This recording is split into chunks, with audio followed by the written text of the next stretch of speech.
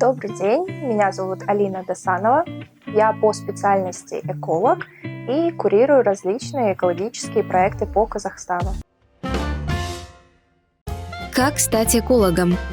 Я думаю, здесь есть несколько путей. Есть люди, которые рождаются и понимают, что их волнуют вопросы окружающей среды, и они целенаправленно поступают на эту специальность и обучаются. В дальнейшем выбор университета зависит от самого человека. Либо человек, когда уже подрастает, видит, с какими проблемами сталкивается наша окружающая среда, что их нужно решать, и он понимает, что хочет принять в этом активное участие, и уже тогда, скажем, поступает на специальность экология. Либо какие-то смежные предметы, как ихтиология, технология охраны окружающей среды и так далее. Почему говорят, что экология – это профессия будущего? На самом деле все думают, что для страны главная экономика и так далее, но самое главное – это люди, их здоровье и чтобы, скажем, у них все было хорошо. И чтобы у людей все было хорошо, у них должна быть чистая вода, чистый воздух и здоровая пища. Чтобы все это, скажем, было в гармонии на постоянной основе, нужно, чтобы экологическая культура населения была на достаточном уровне. Поэтому без экологии невозможно наше будущее, в принципе, как индивидов, как вид, в принципе. Чем занимаются экологи в основном? В основном я бы сказала, что экологов сейчас можно поделить на две группы. Экологи старого поколения – это те, кто занимается расчетами выбросов, например, воздух, воду, в почву и так далее, работают в Казгидромете. И можно поделить на вторую группу – это экологи нового поколения, к которому я себя отношу. Те, кто старается пропагандировать сортировку правильную отходов, чтобы сокращать выбросы на полигонах твердых бытовых отходов, те, кто повышают экологический уровень образования у школьников и у подрастающего поколения. И мы понимаем, что это важно, сделать уклон именно на повышение в сфере образования. Потому что если люди не знают, для чего нужно заботиться, скажем, о нашей окружающей среде, соответственно, они этим и не занимаются. Куда я смогу пойти работать, если поступлю на эколога?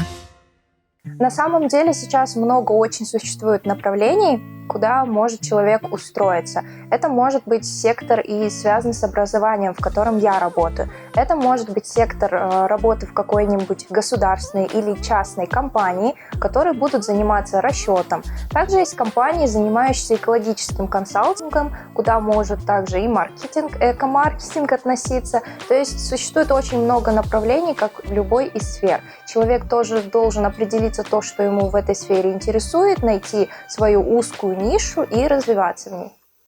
Как запустить свой экологический проект?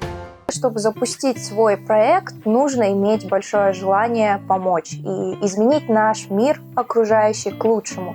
Поэтому, если у вас есть идея, в Казахстане и на международном уровне есть достаточное количество, по крайней мере, организаций, которые спонсируют таковые проекты. Поэтому обязательно участвуйте, узнавайте информацию, все есть в открытом доступе. Где можно получить финансирование?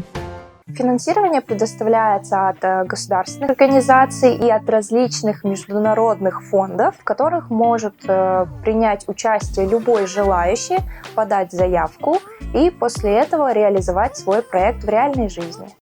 Возможно ли в условиях Казахстана заниматься сортировкой мусора? В условиях Казахстана, соглашусь, конечно, что у нас не идеальные условия, но уже существуют как таковые условия, чтобы этим заниматься, хотя бы начать.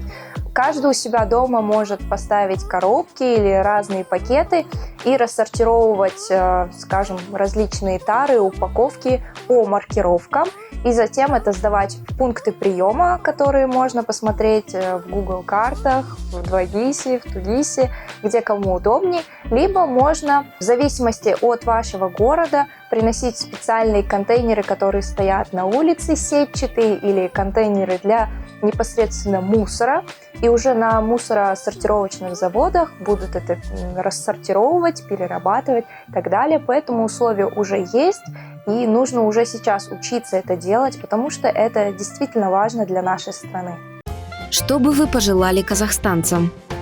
Хотелось бы пожелать благоразумия нашему населению, чтобы мы перестали перекладывать ответственность на кого-то другого и начинали с себя. Потому что я иду по жизни с фразой, что думай глобально, но действуй локально. Начинайте с себя, с своих маленьких проектов, маленьких инициатив, меняйте свое окружение к лучшему, и в соответствии, конечно, и в будущем наша страна поменяется к лучшему. Потому что если мы не начнем действовать уже вчера, в будущем у нас все останется так же, как сегодня.